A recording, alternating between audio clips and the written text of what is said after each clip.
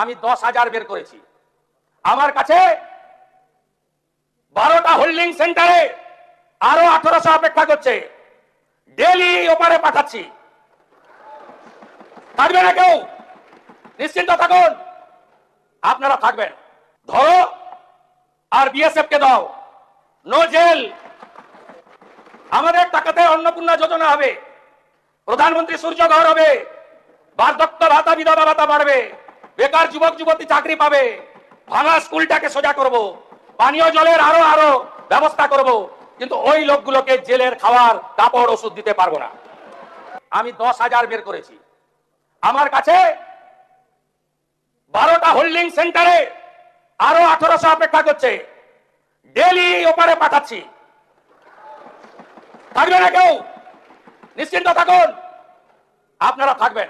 মাননীয় বিরোধী দলের নেতা, আজকের বক্তৃতা আপনার ছিল আপনার ওই কমিউনিস্ট আন্দোলনের মতো, পশ্চিম বাংলার বিরোধী দলের নেতার মতো বক্তব্য ছিল না। আপনার মস্তিষ্কে কার্ল মার্কস আর হৃদয়ে লেনিন অথবা মাও সেতুং কাজ করছিল,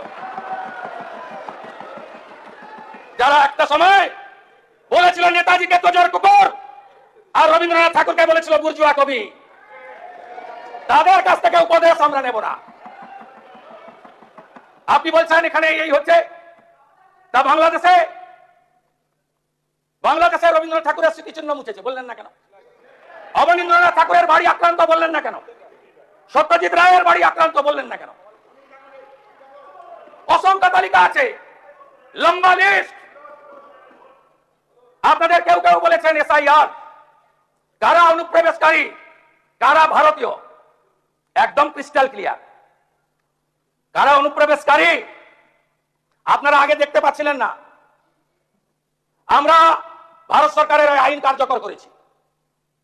ধরো আর বিএসএফ কে দাও, নো জেল। আমাদের টাকাতে অন্নপূর্ণা যোজনা হবে, প্রধানমন্ত্রী সূর্য ঘর হবে, বার্ধক্য ভাতা বিধবা ভাতা বাড়বে, বেকার যুবক যুবতী চাকরি পাবে, ভাঙা স্কুলটাকে সোজা করব, পানীয় জলের আরো আরো ব্যবস্থা করব। কিন্তু ওই লোকগুলোকে জেলের খাবার কাপড় ওষুধ দিতে পারবো না। আমি আপনার কাছে হিসাব পাঠিয়ে দেবো। কোন ভারতীয় দুশ্চিন্তা নেই, কোন ভারতীয়কে এতটুকু চিন্তা করতে হবে না। তিনি যে ধর্মের হন, যে সম্প্রদায়ের হন, যে দলেরই হন, সিএ এর আওতায় যারা আসেননি, বাকি যারা ঢুকে পড়েছেন, এখনো অবধি আমি 10,000 বের করেছি। আমার কাছে 12টা হোল্ডিং সেন্টারে আরো 1800 অপেক্ষা করছে। ডেলি ওপারে পাঠাচ্ছি। থাকবে না কেউ, নিশ্চিন্ত থাকুন, আপনারা থাকবেন। আপনি যদি মনে প্রাণে ভারতীয় হন, আপনি যে ধর্ম মানুন, যে দল করুন, আপনার কিচ্ছু হবে না। কিন্তু ভোট ব্যাংকের জন্য আমরা এই জিনিস বরদাস্ত করব না। আপনাদের কাছে আমি প্রশ্ন করতে চাই, কেন বিএসএফ কে জমি দেননি? কেন জমি দেননি আপনি? কোথায় কোথায় বিএসএফ কে এইখান থেকে দাঁড়িয়ে আগের মুখ্যমন্ত্রী বিএসএফ কে কদর্য ভাষায় আক্রমণ করেছে, এখানে প্রস্তাব এনেছে বিএসএফ এর বিরুদ্ধে। জমি দিয়ে তারপরে নিন্দা করতে পারতেন। শুনে রাখুন, এখন অবধি 142.79 একর জমি দিয়েছি।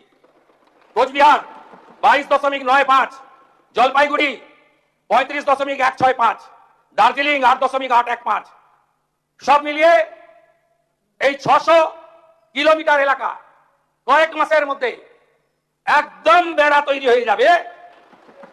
তার আগে যারা পালাতে চান পালিয়ে যান। আমার ডাকে সাড়া দিয়ে হাকিমপুর দিয়ে অনেকেই পালিয়েছে। বাকি যদি আপনাদের পরিচিত কেউ থাকে, তাদেরকে বলুন তাড়াতাড়ি চলে যাওয়ার জন্য।